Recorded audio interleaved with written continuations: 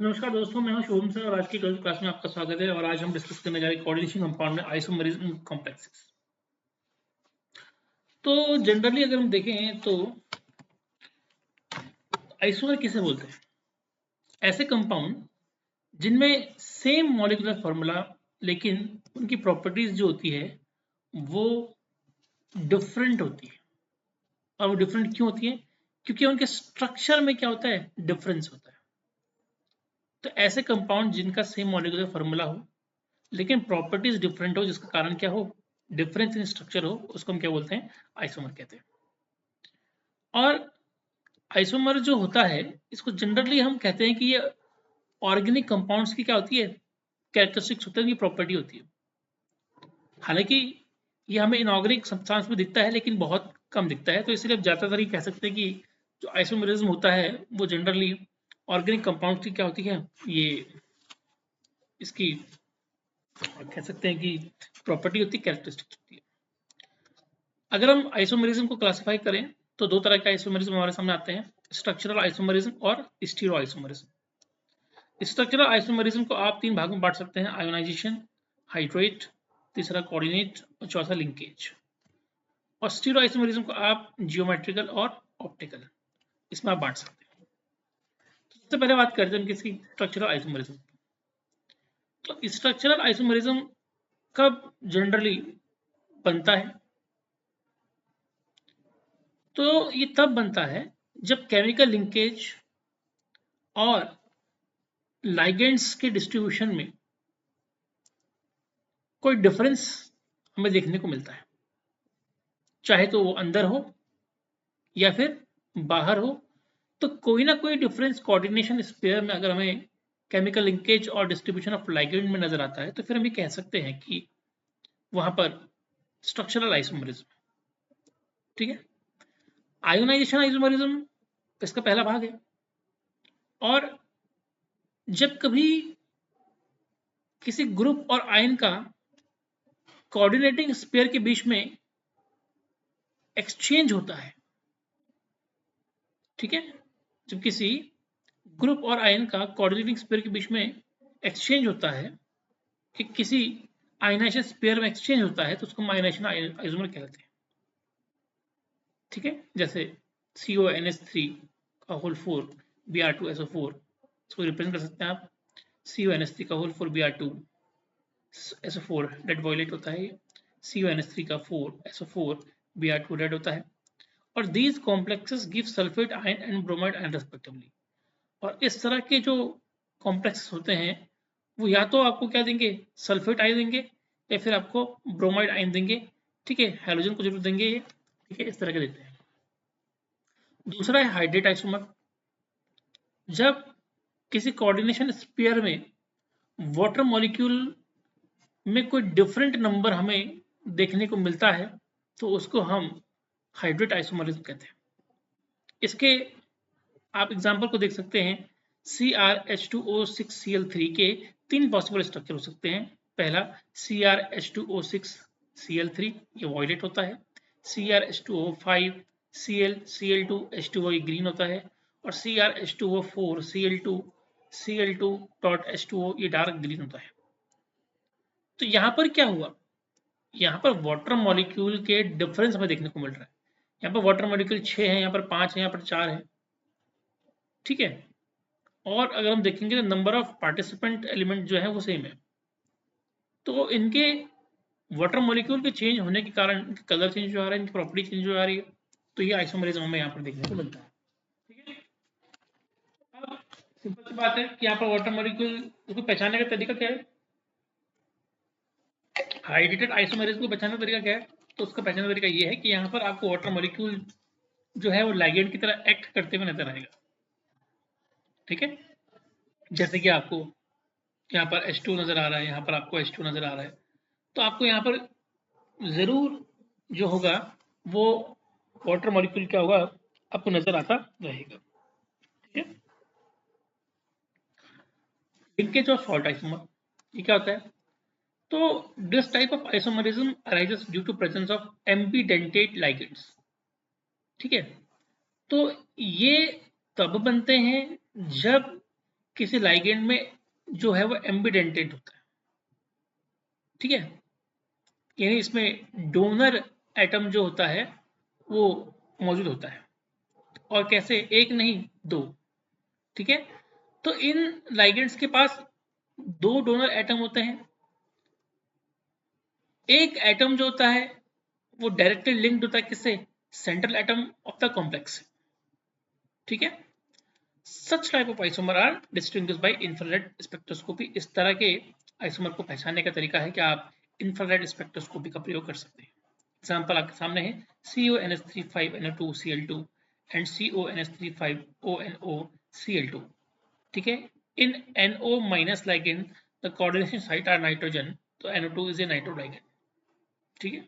यहाँ पर आप देखेंगे the nitro isomer is yellow, जो नाइट्रो आइसोमर तो येलो होता है। स्टेबल टू एसिड होता है। जो नाइट्रेटो आइसोमर होता है वो रेड होता है और ये डिकम्पोज हो जाता है अगर इसको आप एसिड में मिलाते हैं तो। अगला है कोऑर्डिनेशन आइसोमर। तो भाई ये आइसोमर तब बनता है जब कोई भी कॉम्प्लेक्स जो है दो तरह के कॉम्प्लेक्स निर्माण करता है, दो तरह के कॉम्प्लेक्स आयंस को बनाता है, एक कैटायनिक और एनायनिक। और इस टाइप का जो आइसोमरिज्म है वो तब बनता है जब लाइगेंड्स के बीच में क्या होता है, इंटरचेंज हमें देखने को मिलता है कॉम्प्लेक्स आयन के साथ जब हम सिम कॉम्प्लेक्स की बात करते हैं, जैसे आपका CONH36 और CrNCN6, CrNH36 और COCN6। उसी तरीके से यहाँ पर CONH36 CrC2O4 का होल थ्रीस और CrNH36 और COC2O4 का होल थ्राइस। इस तरह का जब आपको इंटरलिंकेज इंटरचेंज हमें देखने को मिलता है तो फिर हम उसको क्या बोलते हैं, कॉम्प्लेक्स आयन के बीच में होता है तो उसको कोऑर्डिनेशन आइसोमर कहते हैं। अब बात करते हैं किसकी, स्टीरियो आइसोमरिज्म की। तो इसमें स्टीरियो आइसोमर क्या होता है, जिनका सेम मॉलिक्यूलर फॉर्मूला होता है, जिनका सेम कॉन्स्टिट्यूशन होता है, और वो केवल डिफर करते हैं इस बात पे कि उनकी लाइगेंड का जो ओरिएंटेशन है स्पेस में वो किस तरीके से है किसी मेटल आयन के साथ। तो बेसिकली यहाँ पर आपको मॉलिक्यूलर फॉर्मूला सेम नजर आएगा, कॉन्स्टिट्यूएंट सेम नजर आएंगे। Only difference is that whenever they are attached to the metal atom what kind of special orientation they are conceiving, तो वो आपको बताता है कि कौन सा आइसोमर हमें यहाँ पर देखने को मिलता है। तो यहाँ पर अगर हम देखें तो दो तरह के आइसोमर हमें यहाँ पर देखने को मिलते हैं। पहला है जियोमेट्रिकल आइसोमर और दूसरा कौन सा है, ऑप्टिकल आइसोमर। पहला है जियोमेट्रिकल आइसोमर और दूसरा कौन सा है, ऑप्टिकल आइसोमर। तो जियोमेट्रिकल आइसोमर को पहले पढ़ते हैं। जियोमेट्रिकल आइसोमर को आप सिस ट्रांस आइसोमर भी कह सकते हैं, ठीक है। अब इस तरह के आइसोमर में जो लाइगेंड्स होते हैं वो सेंट्रल मेटल आयन के साथ डिफरेंट पोजीशन के हिसाब से उसको घेर लेते हैं या उसके आसपास रहते हैं। अब जब दो आइडेंटिकल लाइगेंड जो होते हैं मेटल आयन के साथ कोऑर्डिनेट करते हैं फ्रॉम सेम साइड, तो उसको हम क्या बोलते हैं, सिस आइसोमर। अगर सेम साइड से अगर वो लाइगेंड जा रहे हैं तो उसको हम क्या बोलेंगे, सिस, ठीक है। आइडेंटिकल लाइगेंड है और दोनों सेम साइड में है तो हम उसे क्या बोलेंगे, सिस। और अगर आइडेंटिकल लाइगेंड है, ठीक है, और मेटल आयन के अपोजिट साइड में है तो उसे क्या बोलेंगे, ट्रांस आइसोमर, ठीक है। लैटिन में ट्रांस का मतलब क्या होता है, अक्रॉस, और सिस का मतलब क्या होता है, सेम। तो अगर सेम जगह हमें लाइगेंड देखने को मिलता है, अगर सेम जगह हमें लाइगेंड देखने को मिलता है तो हम उसको कह सकते हैं कि वो क्या है, हम कह सकते हैं कि वो क्या है, वो सिस है। और अगर हमें वो अक्रॉस नजर आता है तो ऐसी स्थिति में हम उनके लिए एक शब्द का प्रयोग करते हैं, वो कौन सा है, ट्रांस, ठीक है। तो जो ज्योमेट्रिकल आइसोमर होते हैं वो केमिकली और फिजिकली क्या होते हैं, डिफर होते हैं, इनमें डिफरेंस हमें देखने को मिलता है, ठीक है। तो आपको ज्योमेट्रिकल आइसोमरिज्म ऐसे कंपाउंड में दिखेगा जहां पर कोऑर्डिनेशन नंबर आपको 4 या 6 होगा। तो मैक्सिमम ज्योमेट्रिकल आइसोमरिज्म आपको जो है उन जगहों में दिखने वाला है जहां पर कोऑर्डिनेशन नंबर जो है वो 4 और 6 होने वाला है, ठीक है। 4 coordinated complexes with tetrahedral geometry do not exhibit cis trans isomerism। तो याद रखिएगा कि कोई भी ऐसा कॉम्प्लेक्स जिसमें 4 कोऑर्डिनेटेड आपको टेट्राहेड्रल ज्योमेट्री उसमें नजर आ जाती है तो वो ना तो सिस आइसोमर को दिखाता है और ना ही ट्रांस आइसोमर को दिखाता है, क्योंकि क्योंकि जो लाइगेंड के रिलेटिव पोजीशन होती है वो सेम होती है हर एक में। ठीक है, ठीक है। तो सिस और ट्रांस में क्या होता है, चेंज हो आता है, लेकिन यहाँ पर क्या रहता है, सेम रहता है। तो इसलिए चार कोऑर्डिनेट कॉम्प्लेक्स होते हैं जिनमें की टेट्राहेड्रल ज्योमेट्री होती है, वो ना तो सिस दिखाते हैं और ना ही क्या दिखाते हैं, ट्रांस आइसोमर दिखाते हैं। ठीक है, अब याद रखिएगा कि ज्योमेट्रिकल आइसोमरिज्म को जनरली हम चार कोऑर्डिनेट कॉम्प्लेक्सेस के साथ स्क्वायर प्लैनर ज्योमेट्री में दिखाते हैं। ठीक है, क्लियर है। तो स्क्वायर प्लैनर कॉम्प्लेक्सेस में 5 पॉसिबल केसेस हो सकते हैं जहां पर आपको ज्योमेट्रिकल आइसोमरिज्म स्क्वायर प्लैनर दिखे, जैसे कि Ma2B2, Ma2BC, MABCD, MAB2 का होल ट्वाइस और MAAB और CD। तो यहाँ पर आपको नजर आ रहा होगा कॉम्प्लेक्स की general formula Ma2B2 where both A and B are monodendate can have cis and trans isomer। तो यहाँ पर एक साइड दिख रहा है तो क्या है, cis आपको दिख रहा है। ठीक है, और यहाँ पर अगर आपको अलग अलग नजर आ रहा है तो क्या है, ट्रांस आपको नजर आ रहा है, दोनों ही है। Complex with general formula Ma2BC, तो Ma2BC, तो ये आपका क्या हो गया, सिस हो गया, और ये क्या हो गया आपका, ट्रांस हो गया। ठीक है, क्लियर हो गया, ये आपका ट्रांस हो गया, ये भी आपका क्या हो गया, ट्रांस हो गया। ऐसे यहाँ पर PTNS2 का होल ट्वाइस का Cl2 का कर सकते हैं, तो ये ट्रांस और ये क्या है आपका सिस प्लेटिन है, एंटी कैंसर होता है ये। यहाँ पर भी आप देखेंगे तो ट्रांस प्लेटिन है। ठीक है, PTNS32ClBr का करेंगे तो ये सिस आपको यहाँ पर मिलेगा, और साथ ही आपको क्या मिलेगा, ट्रांस मिलेगा। यहाँ पर भी आपको ट्रांस मिलेगा, यहाँ पर आपको क्या मिलेगा, सिस मिलेगा। सिस आपको कहीं ना कहीं मिल जाएगा। ठीक है, कॉम्प्लेक्स में जनरल फॉर्मूला MABCD, इनके आइसोमर आपको देखने को मिलते हैं यहाँ पर। ठीक है, इस तरह का सब अलग अलग होंगे। ठीक है, इस तरह का सब अलग अलग होंगे, इस तरह का सब अलग अलग होंगे, तो यहाँ पर सब अलग होंगे। Di glycinato platinum second complex यहाँ पर आपको दिख रहा है, इसमें आप देखेंगे तो ये सेम आपको नजर आ रहा है। ठीक है, तो इस पोजीशन पे है, क्लियर है, और ये आपको क्या नजर है ना, इस पोजीशन पे है, और यहाँ पर ट्रांस पोजीशन है, यहाँ पर इसके साथ जो है वो ये आ गया है। ठीक है, और इसके साथ जो है वो ये आ गया, चेंजेस हो गए यहाँ पर, ट्रांस पोजीशन है। तो जनरली इसमें 6 आइसोमर आपको देखने को मिलते हैं। ठीक है, नेक्स्ट वाले में 6 आइसोमर आपको देखने को मिलते हैं, जैसा आपका FeNH3 4 और Cl2, इसमें 6 है, तो ये आपका ट्रांस है। ठीक है, ये आपका क्या है, ट्रांस है।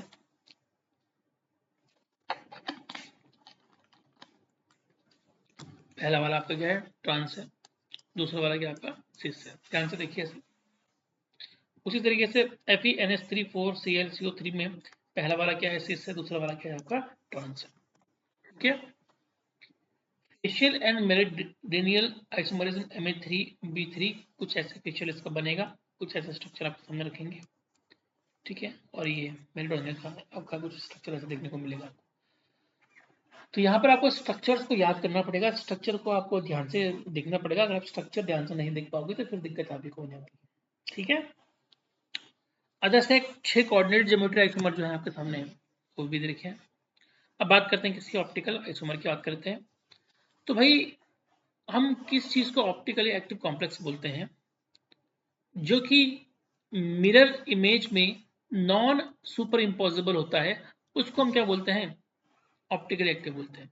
अगर वो सुपर इम्पोजिबल है तो हम उसको ऑप्टिकल एक्टिव नहीं बोलते हैं। यहाँ पर आपको मिरर इमेज में नॉन सुपर इम्पोजिबल दिखेगा तो वो है आपका ऑप्टिकल आइसोमर। ठीक है, अब एक ऑप्टिकली एक्टिव कॉम्प्लेक्स क्या होता है, जो कि सिमेट्रिक इन क्या होता है, नेचर होता है। इसका मतलब कि वो दो आइडेंटिकल हाफ में बटा हुआ नहीं होता है। ठीक है, क्लियर है। ऐसा कॉम्प्लेक्स जो किसी प्लेन पोलराइज लाइट को लेफ्ट हैंड साइड में रोटेट कर दे तो उसे हम क्या बोलते हैं, लीवो रोटेटरी, या एल इसको हम लिखते हैं। और ऐसा कॉम्प्लेक्स जो किसी प्लेन पोलराइज लाइट को राइट हैंड साइड की ओर क्या कर दे, घुमा दे, तो उसको हम बोलते हैं डेक्स्ट्रो रोटेटरी। इसके लिए हम क्या करते हैं, प्लस साइन का यूज करते हैं। ठीक है, तो जिनमें अगर हम देखें कि ऐसे कॉम्प्लेक्स जिनमें फिजिकल और केमिकल प्रॉपर्टी सेम, ऐसे कॉम्प्लेक्स जिनमें फिजिकल और केमिकल प्रॉपर्टी क्या हो, सेम हो, और सेम होने के साथ वो किसी प्लेन पोलराइज्ड लाइट को घुमा फिरा दें, तो ऐसे को हम क्या बोलते हैं, ऑप्टिकल आइसोमर कहते हैं। और DL आइसोमर जो होते हैं किसी कंपाउंड के, उसको हम क्या बोलते हैं, इनैंशियोमर बोलते हैं। ठीक है, तो यहाँ पर मेन चीज ये है कि जो प्लेन पोलराइज्ड लाइट है वो लेफ्ट और राइट हो जाएगी। ठीक है, ऐसे कॉम्प्लेक्सेस की जो कि फिजिकली और केमिकली कैसे होते हैं, सेम होते हैं, तो ऐसे कॉम्प्लेक्सेस को हम क्या बोलते हैं, ऑप्टिकल आइसोमर कहते हैं। और जहां पर हमें DL आइसोमर किसी कंपाउंड का नजर आता है तो उसके लिए एक शब्द होता है हमारे सामने, क्या होता है, इनैंशियोमर। उसको हम क्या बोलते हैं, इनैंशियोमर कहते हैं। ऑप्टिकल आइसोमर जिनका कोऑर्डिनेशन नंबर 6 है, और आपको दिख रहा है Ma2B2C2 N plus PTPY2 NH3C2 NH32Cl2 2 plus. तो यहाँ पर आपको सिस D आइसोमर और सिस L आइसोमर आपको यहाँ पर देखने को मिल रहा है। ठीक है, इसको भी आप याद रखिएगा। ठीक है, इस तरीके से MABCDF में आपको PTPY NH3NO2ClBr का दिख रहा है, आपको ये D आइसोमर आपको नजर आ रहा है, और ये आपको मिलन में L आइसोमर आपको क्या हो रहा है, नजर आ रहा है। ठीक है, उसी तरीके से यहाँ पर MA